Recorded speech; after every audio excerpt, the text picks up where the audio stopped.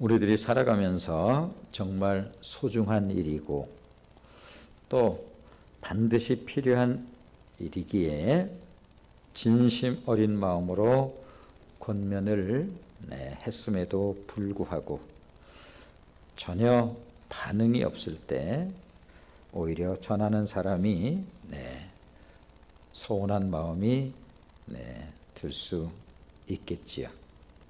예컨대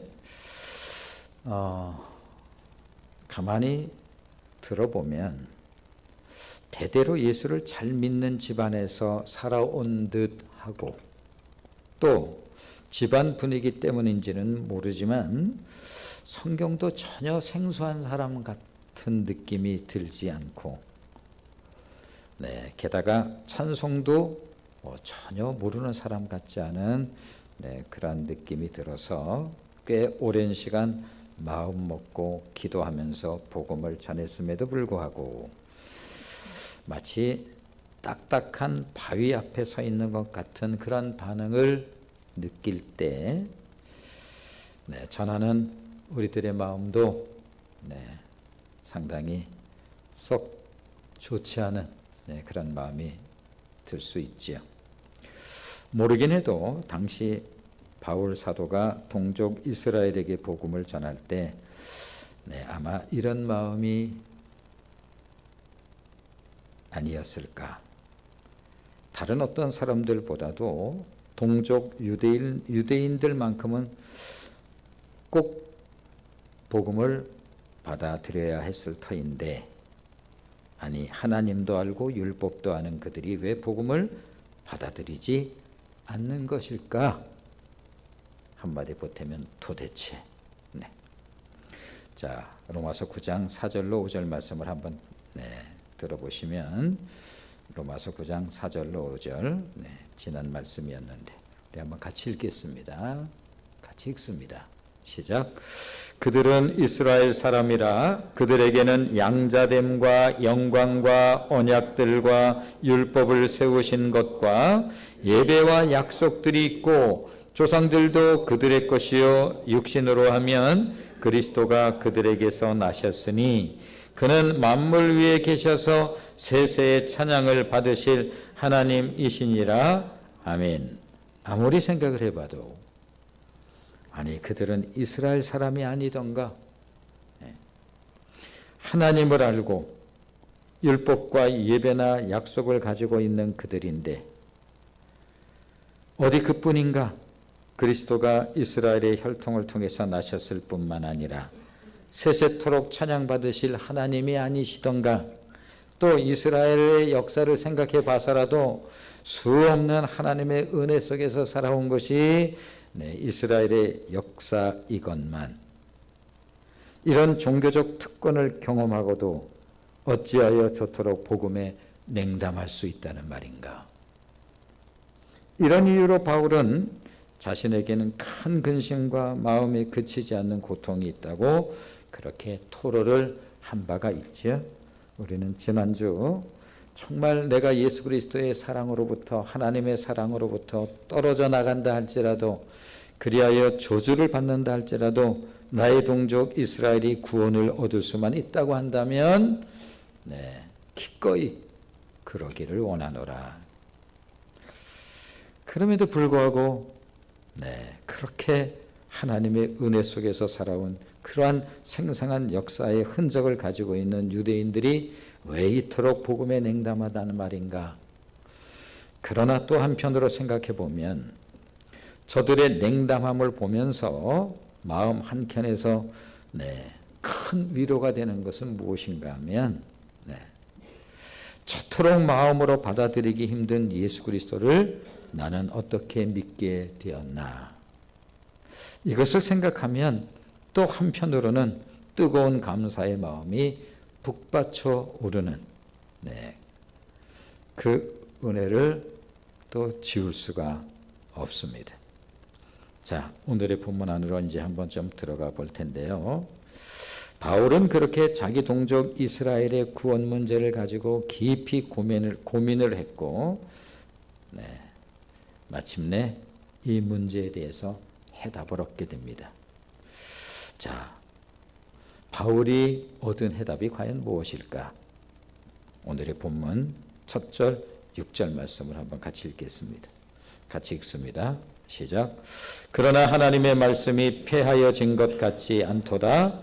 이스라엘에게서 난 그들이 다 이스라엘이 아니요.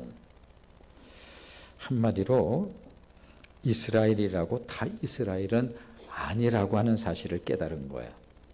아니 어떻게 무슨 말인가요? 그게 이스라엘이라고 다 이스라엘은 아니라니. 그렇습니다. 바울은 처음 자신의 동족 이스라엘의 구원을 생각하면 마음의 큰 근심을 벗을 수가 없었다고 절절하게 우리 9장에 들어오자마자 이것을 토로하죠. 자신에게 큰 마음의 근심과 고통이 있다고.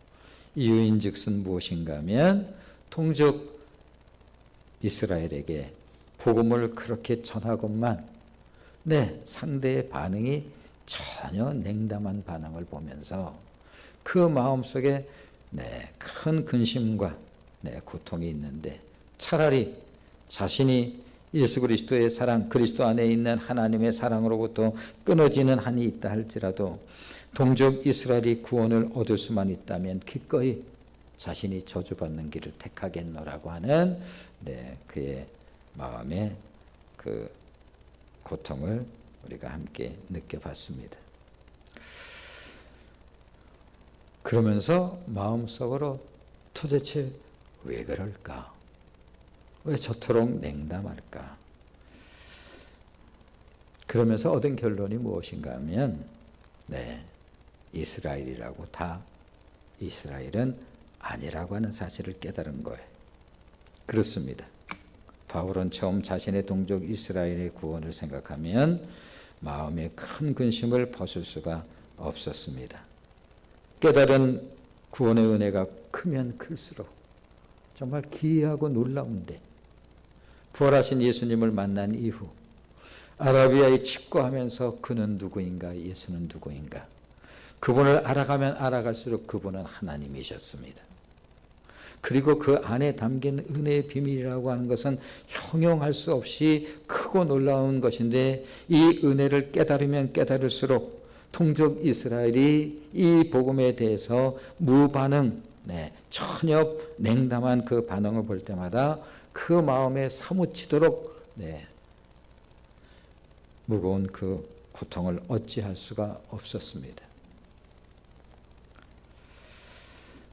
구원과 관련해서 아무런 배경도 없는 이방인들, 속된 편으로 편해보면 하나님의 하자도 모르고 예수님의 예자도 모르는 이방인들에게 복음을 전하면 그들은 그렇게 탄 마음으로 복음을 받아들이건만 내 동족 이스라엘은 하나님에 대해서 너무나 잘 알고 그 하나님에 관련된 그 모든 영광스러운 모든 것들을 가지고 있을 뿐만 아니라 저들의 역사 자체가 하나님께서 함께 하신 역사임에도 불구하고 왜 복음에 저토록 냉담한가?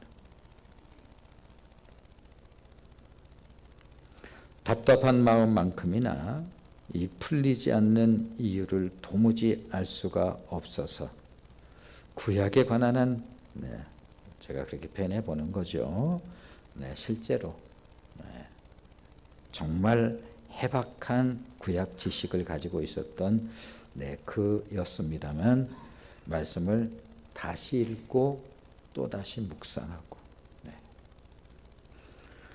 그런 과정 속에서 답을 얻은 거예요. 그렇다면 바울이 깨달은 답은 무엇일까? 바울이 깨달은 것은 구원의 비밀, 구원은 비밀이다. 이스라엘 자손이라고 해서 다 구원을 받는 것은 아니라고 하는 사실을 깨달은 거예요. 아브라함의 혈통 안에서 태어났음에도 불구하고 선택된 자가 있는가 하면 그렇지 않은 자가 있다는 사실을 깨달았습니다. 그래서 6절 하반절 이렇게 그가 고백을 하고 있는 거죠. 이스라엘에게서 난 그들이 다 이스라엘이 아니요. 그렇습니다. 아브라함에게는 분명 아브라함의 혈통으로 이스마엘이 있고 이삭이 있습니다. 다 혈통적으로 아브라함의 자녀였습니다. 그러나 동일한 아브라함의 자녀였음에도 불구하고 이삭은 택함을 받았지만 이스마엘은 유기를 당한 셈이죠. 택함을 받지를 못했습니다. 자, 오늘의 본문 7절 9절 말씀을 이어서 한번 이제 읽어보도록 하죠. 7절로 9절 같이 읽겠습니다. 시작. 또한 아브라함의 씨가 다 그의 자녀가 아니라 오직 이삭으로부터 난 자라야 내 씨라 불리리라 하셨으니 곧 육신의 자녀가 하나님의 자녀가 아니요 오직 약속의 자녀가 씨로 여기심을 받느니라. 약속의 말씀은 이것이니 명년 이때에 내가 이르리니 사라에게 아들이 있으리라 하심이라. 그러면서 구약의 박사였음에도 다시 한번 이 말씀을 깊이 묵상하는 거예요. 묵상하는 이유의 동기가 무엇인가 하면 왜 나의 동족 이스라엘이 복음을 받아들이지 않는 것일까? 도대체 그 기가 막힌 역사의 그런 흔적들 다 가지고 있고 영광스러움을 다 가지고 있음에도 불구하고 아니 그런 것은 흔적도 없는 이방인들은 복음을 전하면 그저 순전한 단마음으로 받아들이는데 내 동족 이스라엘은 왜 저토록 강팍한가? 그러면서 구약의 말씀을 다시 묵상하고 또 읽고 또 묵상하고 또 읽고 하는 가운데 답을 얻은 거예요. 이스라엘이라고 다 이스라엘은 아니다. 아브라함에게 같은 혈통의 두 자녀가 있지 않은가? 한 사람은 이스마엘, 한 사람은 이삭. 그런데 똑같은 아브라함의 혈통이지만 다 이스라엘은 아니다. 이 말씀처럼 이삭은 하나님의 선택을 받았지만 이스마엘은 선택을 받지 못한 것처럼. 다시 말해서 아브라함에게서 태어났다고 다 구원을 받는 것은 아니라는 사실을 바울이 새삼스럽게 깨달은 거예요. 아, 그렇지. 이 원리는 아브라함의 자녀에게만 해당되는 것이 아니라 이삭의 경우에 있어서도 마찬가지가 아닌가. 그래. 아브라함뿐만 아니라 그의 아들 이삭도 그렇지 않던가.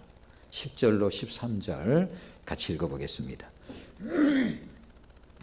10절로 13절 같이 읽습니다. 시작. 그뿐 아니라 또한 리브가가 우리 조상 이삭 한 사람으로 말미암아 임신하였는데 그 자식들이 아직 나지도 아니하고 무슨 선이나 악을 행하지 아니한 때에 택하심을 따라 되는 하나님의 뜻이 행위로 말미암지 않고 오직 부르시는 이로 말미암아 서게 하려 하사 리브가에게 이르시되 큰 자가 어린 자를 섬기리라 하셨나니 기록된 바 내가 야곱은 사랑하고 에서는 미워하였다 하심과 같으니라. 그래 맞아.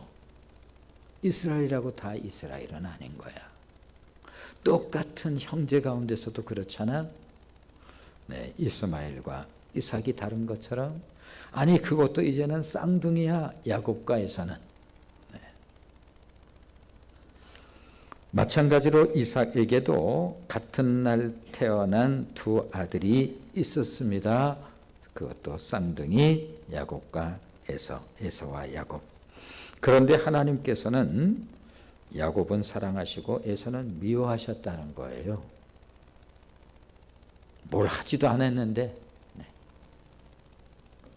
그것도 아직 태어나기 전 아무런 행위도 있기 전에 분명한 것은 모두가 아브라함의 혈통들이었습니다. 누구나 무조건 사랑받고 구원받는 것은 아니라고 하는 사실이 명확해졌어요. 그런 의미에서 이스라엘 민족의 선택은 사명적 선택이지 구원적 선택은 아니라고 하는 사실을 바울이 새삼스럽게 깨닫기 시작합니다. 여기서 사명적 선택이라고 하는 것은 그들의 혈통을 통해서 이 땅에 메시아 예수 그리스도께서 이 땅에 오시는 것을 말하는 거야. 이것이 바로 사명적 선택이라고 한다면, 그러므로 아브라함의 자손, 즉 이스라엘 백성으로 태어난 사람이라 할지라도 자기 영혼이 구원을 받기 위해서는 개인적으로 하나님의 사랑을 받는 은혜가 반드시 있어야 구원을 받는다는 거예요. 같은 형제 안에서도 동일하게 구원받을 수 있는 것은 아니다는 것입니다. 자, 27절 말씀을 한번 같이 읽어보시면 27절 같이 읽겠습니다. 시작. 또 이사야가 이스라엘에 관하여 외치되 이스라엘 자손들의 수가 비록 바다의 모래 같을지라도 남은 자만 구원을 받으리니. 렘넌트, 남은 자. 소위 구약에 있어서 남은 자 사상이 있죠. 이 남은 자 사상에 대해서 얘기하려면 또 한참 또 시간이 걸려야 되기 때문에 남은 자의 의미를 아주 명쾌하게 다 설명을 해드릴 수 없어요. 자, 우리가 엘리야 때에 엘리야가 이스라엘 백성들이 다 변질되고 말았어요. 다 바알을 섬겨요.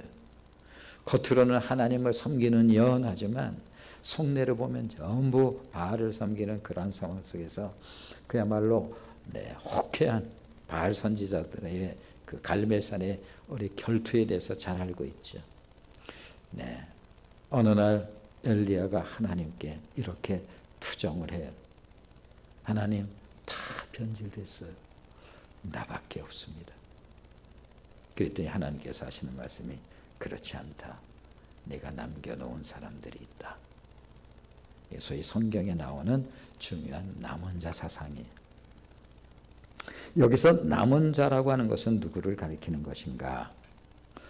하나님의 사랑을 받음으로 선택을 받아 구원받은 백성들, 더불어서 동시에 하나님 앞에 쓰임받는 백성들, 이들을 일컬어서 남은 자라고 그렇게 말을 합니다.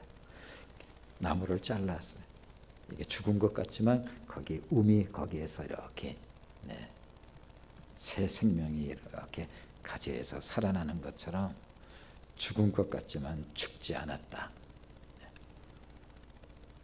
그러므로 남은 자란 구원받을 뿐만 아니라 하나님의 구원 역사를 성취하기 위해서 하나님께 쓰임받은 사람을 의미합니다.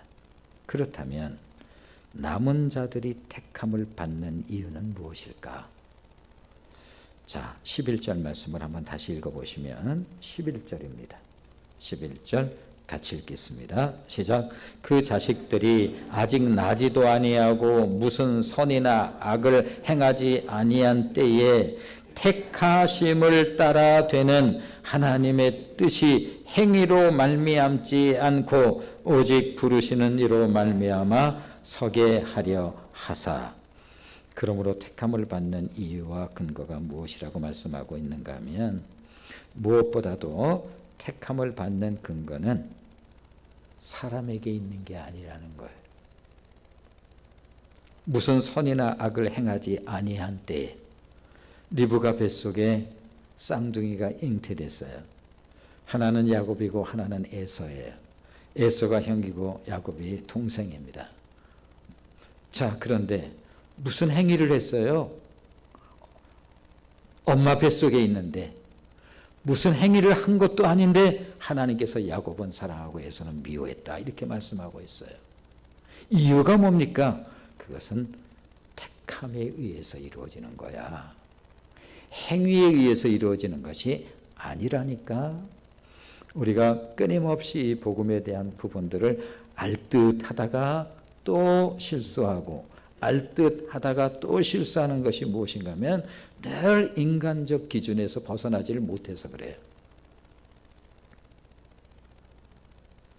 무슨 선이나 악을 행하지 아니한 때에 오직 택하심을 따라 되는 하나님의 뜻에 의해서 행위로 말미암지 않고 오직 부르시는 이로 말미암아. 네, 이 구원에 있어서 굉장히 중요한 거죠. 네, 뭐 에베소서에 대한 말씀을 우리가 뭐 누누이 우리가 로마서뿐만 아니라 에베소서를 통해서 바울이 한 에베소서 2장 8절 말씀은 뭐 우리가 다 암송하죠. 너희가 그 은혜를 인하여 믿음으로 말미암아 구원을 얻었나니 그것은 너희에게서 우리로부터 나온 게 아니요. 우리로부터 나온 게 아니요. 그건 너희로부터 나온 게 아니야. 그것은 하나님으로부터 나온 거예요. 에베소서 1장 열면서 이런 말씀이 나와요. 하나님께서 만세전에 우리를 택하사. 그러면 처음 신앙생활 할 때 늘 좀 질문도 많고 은근히 반감도 있고 그럴 수 있잖아요. 만세전에 우리를 선택했다니 택함에 따라 이루어지는 것이다. 오늘 이렇게 말씀을 하고 있어요. 아직 뱃속에 있는데 무슨 행위를 했겠어. 거기에 무슨 선한 행위가 있고 선하지 않은 행위가 어디 있어. 그래서 야곱이 선한 행위를 했기 때문에 하나님께서 야곱을 선택하고 에서가 선한 행위를 안 했기 때문에 에서를 유기했다. 그런 것 아니잖아 라고 하는 거예요. 바울이 이것은 택함에 따라 이루어지는 것이다. 만세전에 하나님께서 우리를 선택하셨어요. 아니 만세전이라니 시간적으로. 그래서 우리가 성경 공부 시간을 통해서 말씀을 드린 거잖아요. 그런데 그게 어렵지 않다는 거예요. 우리는 시간과 공간의 지배를 받아요. 그러니까 만세전이라고 그러면 우리가 무슨 말도 안 되는 얘기 그런 얘기가 어디서 왔든 성경 말씀은 도대체 믿을 수가 없다니까. 아니 내가 태어나지도 않은 그 만세전에 창세전에 하나님께서 나를 선택했단 말이야. 그런데 우리 하나님은 시간과 공간의 지배를 받지 않는 초월하신 하나님이시라고요. 하루가 천년 같고 천년이 하루 같다고 그렇게 표현해서 우리 들려주잖아요. 그러므로 그 하나님께서 우리를 이미 오래전에 알고 계시다라고 하는 것은 우리의 시간 개념으로 보면 말도 안 되는 것 같지만 하나님에게 있어서는 그건 쉽게 표현하면 일도 아닌 거예요. 알고 계셨습니다. 우리를. 기가 막힌 거죠. 그러니까 이렇게. 너희가 그 은혜를 인하여 믿음으로 말미암아 구원을 얻었나니 너희에게서 난 것이 아니요 하나님의 선물이라. 하나님으로부터 난 거예요. 우리의 구원은 이런 거예요.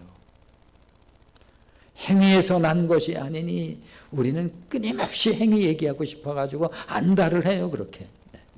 행위에서 난 것이 아니니 누구든지 자랑하지 못하게 하려 함이라.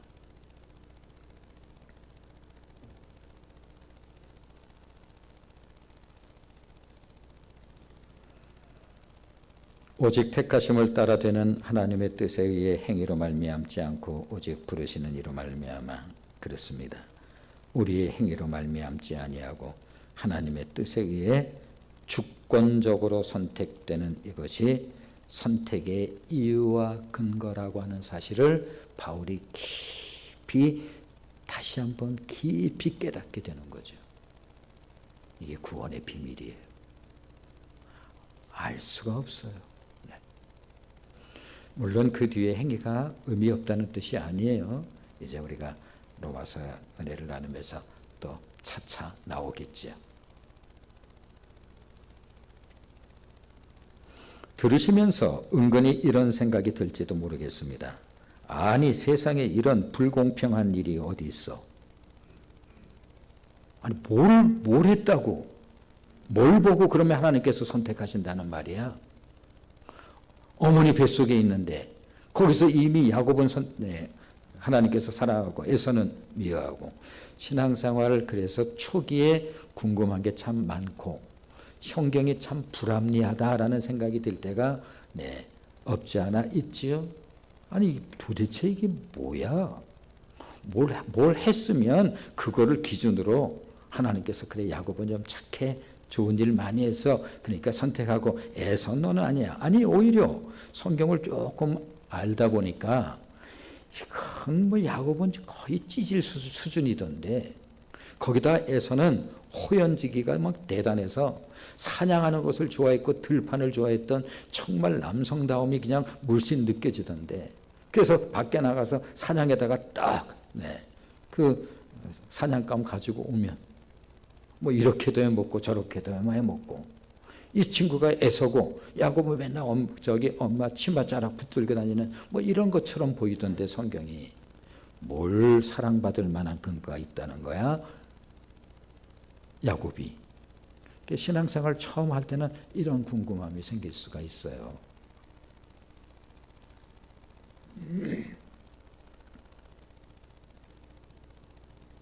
흥미롭게도 마치 우리들의 마음을 읽기라도 한 것처럼 이렇게 말씀을 하십니다.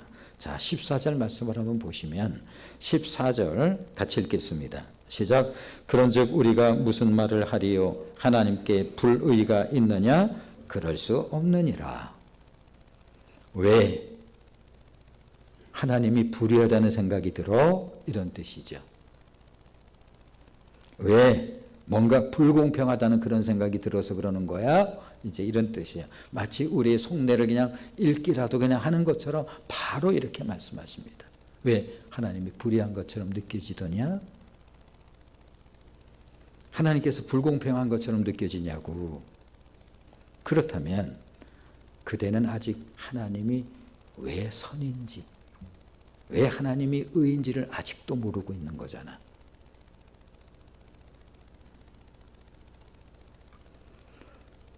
언제나 인간적 기준으로 늘 자꾸 그런 걸 보는데 그게 습관처럼 돼 있잖아.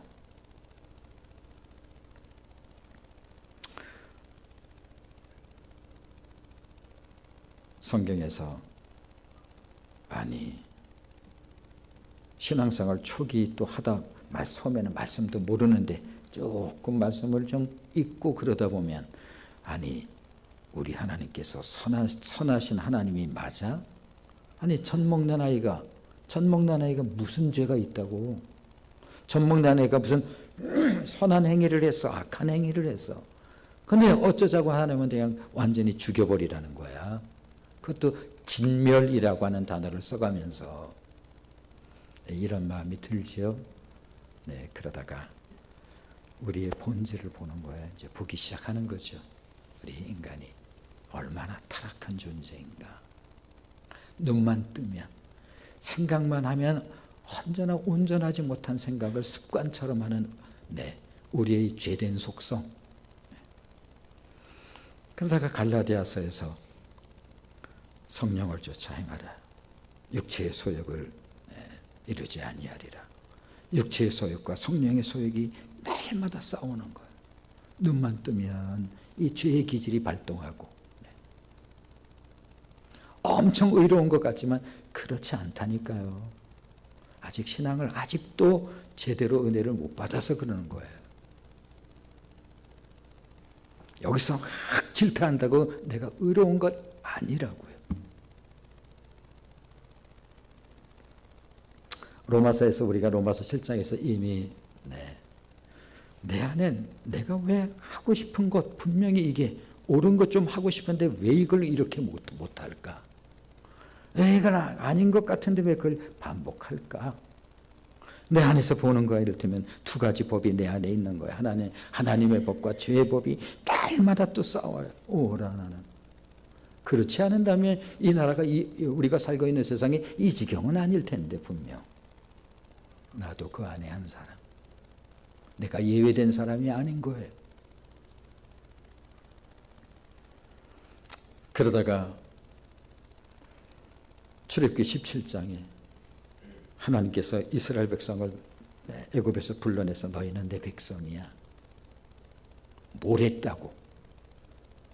이스라엘이 한 게 아무것도 없는 이스라엘을 신의 광야에다 불러놓고 너희는 거룩한 백성이다. 너희는 나의 백성이야. 제사장의 나라야. 하나님의 백성이 됐어요.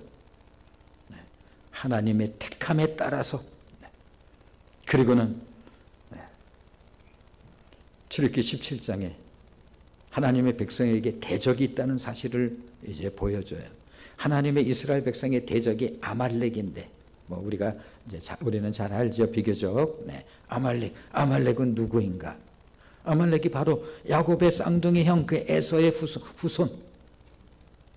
뭘 잘못했길래 하나님께서, 네, 영적인 의식이 1도 없어.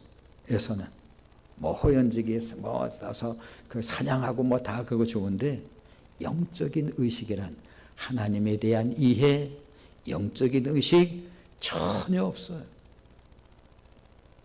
어느 날 또 사냥 갔다 와서 팥죽 한 그릇, 야곱이, 그래, 자 장자권 너 가져라, 너 가져, 팥죽 하나 가지고 와. 요 에서의 후손이 아말렉이에요. 육의 후손 디자이어, 우리 안에 있는 이 육성, 네. 그 갈라디아에서 말하는 육체의 소욕, 요거. 네. 우리 안에 죽지도 않고 살아있는 이거 날마다 시퍼렇게 살아나는.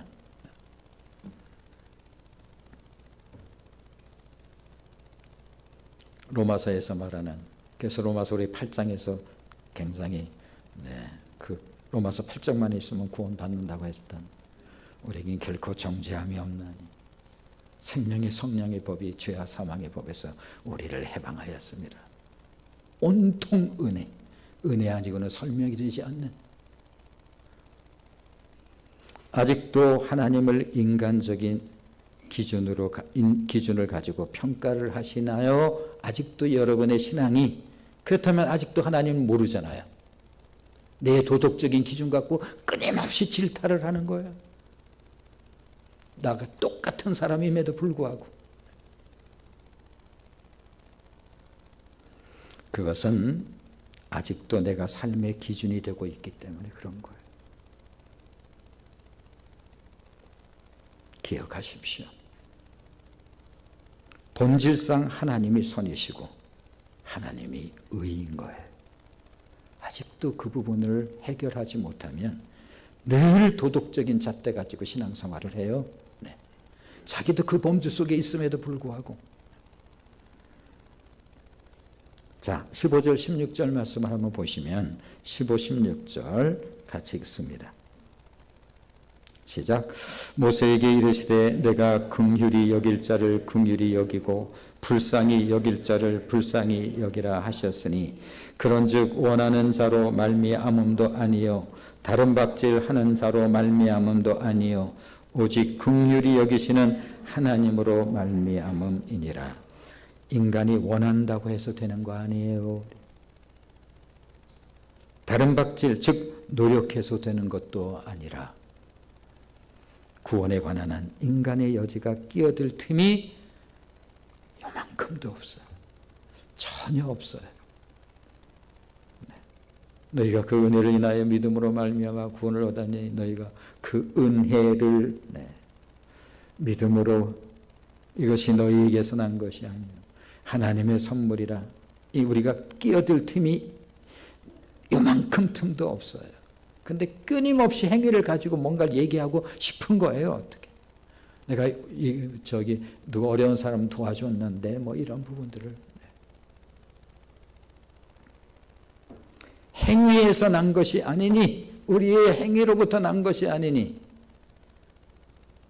누구도 자랑하지 못하게 하려 함이라. 똑같은 말씀이에요.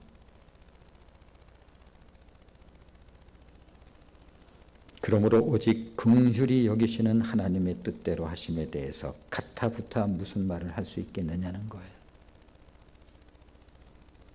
다른 말로 하면 창조주 하나님이 하시는 일에 피조물인 인간이 무슨 말을 하고 싶은 건데,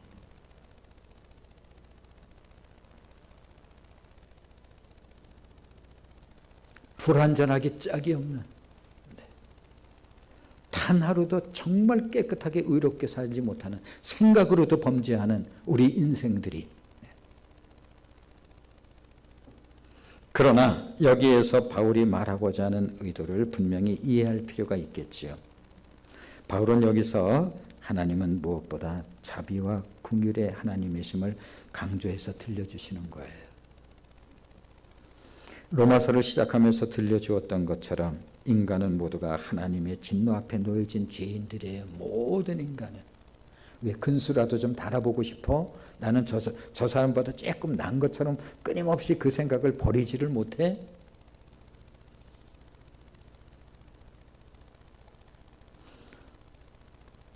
인간은 모두가 하나님의 진노 앞에 놓여진 죄인들입니다. 의인은 없나니 하나도 없어요. 외적으로 착하게 보이는 사람도 소용없어요. 그냥 그렇게 보일 뿐이라니까. 그러므로 그 가운데 선택된 것은 오로지 하나님의 긍휼하심과 자비에 의해서 결정된 것이라는 것입니다. 그 주권이 하나님에게 있으니 원한다고 되는 것도 아니고 다람박질해서 된다고 아니고, 그래서 가인이 자기 자신의 예배가 받아들이지 않은 걸로 아벨 동생을 미워해서 그야말로 그 예리한 돌을 들어서 둔탁하게 정수를 향해서 내려치는 이 인간의 원형적 모습, 이게 인간이다.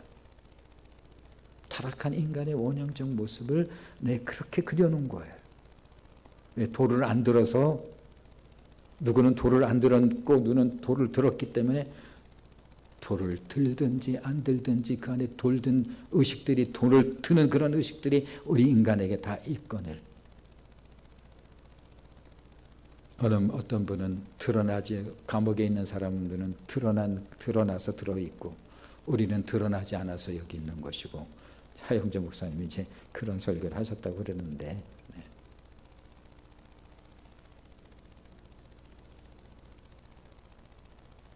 이에 대해서 다시 한번 쐐기를 박아버려. 자, 어떤 쐐기인가? 20절로 21절 말씀을 보시면 20절로 21절 같이 읽겠습니다. 시작. 이 사람아, 네가 누구이기에 감히 하나님께 반문하느냐? 지음을 받은 물건이 지은 자에게 어찌 나를 이같이 만들었느냐 말하겠느냐? 토기장이가 진흙 한 덩이를, 하나는 귀 쓸 그릇을, 하나는 천이 쓸 그릇을 만들 권한이 없더냐?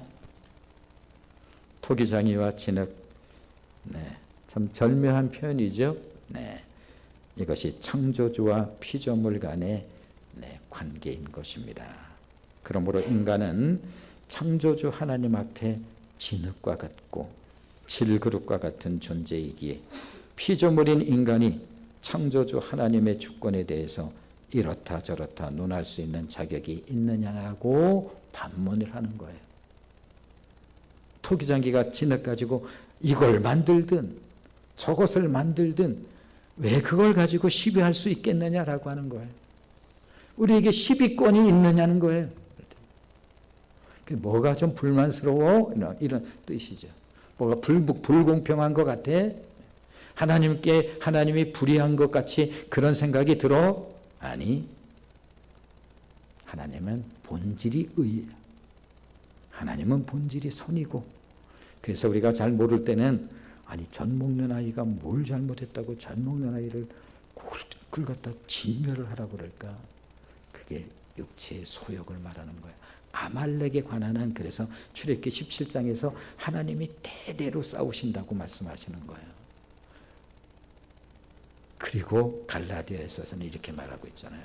성령께서, 성령이 성령을 쫓아 행하라고.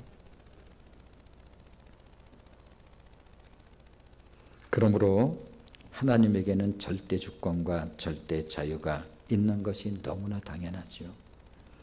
따라서 인간에게 있어서 선택을 받는다는 것이라고 하는 것은, 저와 여러분이 선택을 받았습니다. 이유를 아시나요? 선택받은 이유를? 무슨 이유 때문에 여러분은 하나님께 선택을 받으셨는지요? 또 모르죠. 여기 있는 모두가 다 선택받았다고 말할 수 있는 것인지 모르겠습니다만, 아무튼 우리가 하나님께 선택을 받았어요. 그러면 여러분은 무엇 때문에 선택을 받으셨나요? 저는 모르겠어요.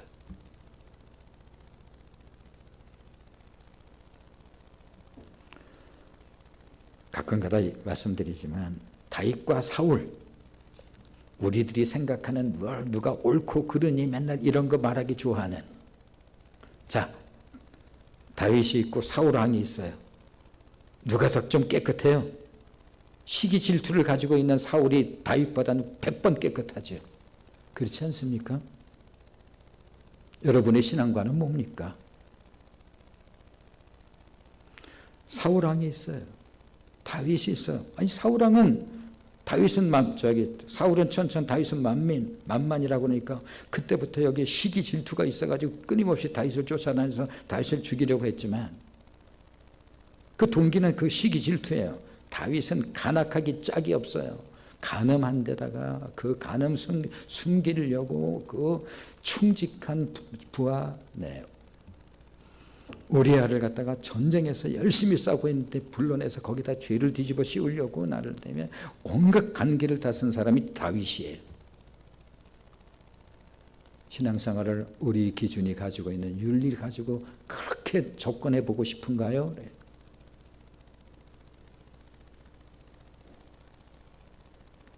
그런데 성경은 놀랍게도 하나님께서 다윗을 보니 내 마음에 합한 자라고. 하나님 도대체 기준이 뭡니까? 그런데 한 가지 다른 게 있죠. 다윗은 하나님의 은혜가 사무치도록 여기 있는 거예요. 왜? 자기가 주인인 줄을 너무나 잘 알아요. 하나님의 은혜가 너무 크고 너무 감격스럽고 죽어도 100번 죽어야 될 자신인데 인간에게 있어서 선택을 받는다는 것이란 오직 하나님의 긍휼을 덧입는 것을 말하는 거예요. 누가 선택을 받을 것인가? 하나님의 은혜가 무엇인지를 아는 자들. 나 같은 죄인 살리신 주 은혜 놀라와. 그 배를 타고 다니면서 수많은 여자 다 겁탈하면서 그렇게 살아왔던 그 인간 쓰레기 같은 인간이 어느 날 하나님의 은혜를 경험하면서 구원의 은혜를 받았습니다. 하나님께 선택을 받았습니다. 그리고 수많은 사람들의 그 신앙의 심령을 흔드는 그 고백을 하죠. 나 같은 죄인 살리신 하나님의 그 크고 놀라우신 은혜. 놀랍고 놀랍도다.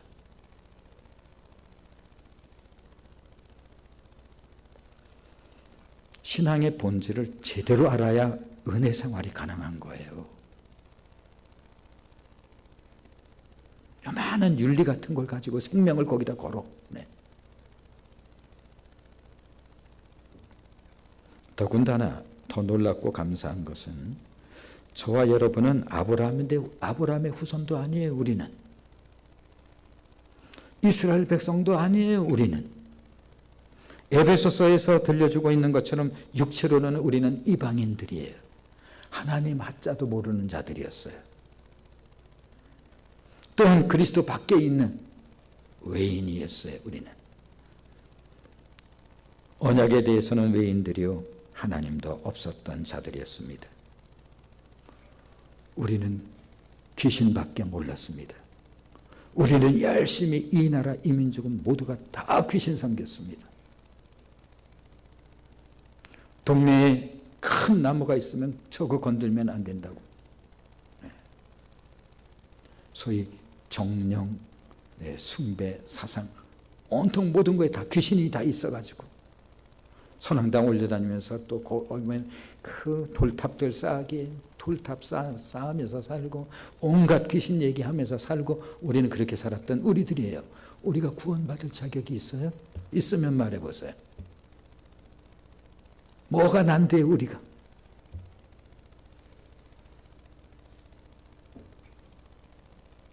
우리들도 구원받을 수 있다는 말입니까 하나님? 그런 우리들이 하나님의 택함을 받았어요. 아시나요? 은혜가 뭔지?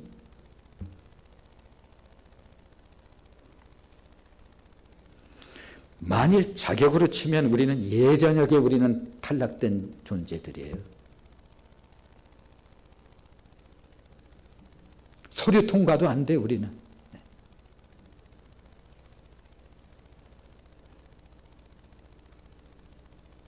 그런 우리들이 그리스도 예수 안에서 그리스도의 피로 말미암아 하나님의 권속 가사솔드, 우리가 하나님의 권속이 돼서 하나님을 아빠 아버지라고 부를 뿐만 아니라 우리에겐 영원한 생명이 약속된 구원의 축복이 보장되어 있는 이미와 아직 이미 구원받았고 아직 그 시간이 우리에게 다가오고 있습니다. 그냥 정화가 되는 거예요. 도덕 따지고 윤리 따지고 옳으니 그르니 그것이 아니라 하나님, 나는 구원받지도 못할 죄인인데 하나님께서 나 같은 인생도 하나님이 선택하시고 하나님의 자녀로 삼아주신 것, 이게 바울이에요. 난 예전에게 죽었어야 됐어요. 하나님, 나는 스데반 집사를 죽이는 순교의 현장, 그 기가 막힌 현장에서 제일 앞장섰던 자입니다. 난 내 삶이 그런 삶이었어요. 그런데 하나님께서 바울을 지상 최고의 은혜주의자로 만듭니다. 뭘 말하겠어요? 그냥 정화가 돼 있어요. 그 사람 자체가 얼굴에 해같이 빛나고 다른 사람에 대해서 다 이와 같은 열려있는 마음이 가지고 있는 거예요. 이게 은혜 받은 자의 모습이에요.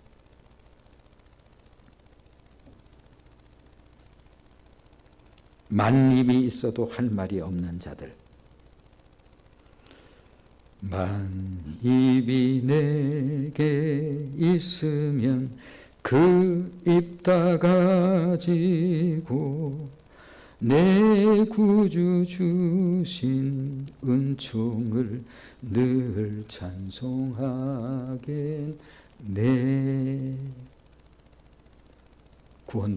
구원을 우리에게 선물로 주신 것만도 감사한데, 일부 때도 그 말씀을 좀 드렸어요. 가난, 세계에서 최고로 가난은 가난 자체의 문제가 아니라 가난은 모든 삶의 고통의 종합선물 같은 거예요. 약 1천만 쓸 수만 있어도 우리 어머니가 그렇게 돌아가시진 않았을 거예요. 우리 아버지가 그 병원만 이렇게 한 번이라도 병원 가실 수만 있었으면 우리 아버지가 그렇게 참혹하게 돌아가시진 않았을 거예요. 내가 그래도 제법 공부를 좀 한다고 그랬거든요. 그런데 가난 때문에 저는 그냥 포기했어요. 우리 누나가 저기 이웃 동네로 가면 밥은 먹여준다고 그래서 식모로 이웃집으로 식모살이로 갔어요. 가난은 전부 슬픈 얘기가 다 들어있는 종합선물이에요. 그런데 이 나라를 하나님께서 가난은 옛날 이야기가 돼버린 것처럼 이러한 가운데서 살아가고 있어요. 그러므로 신앙이란 나로부터 나오는 게 아니에요. 내가 아니라 그분인 것입니다. 기도합니다.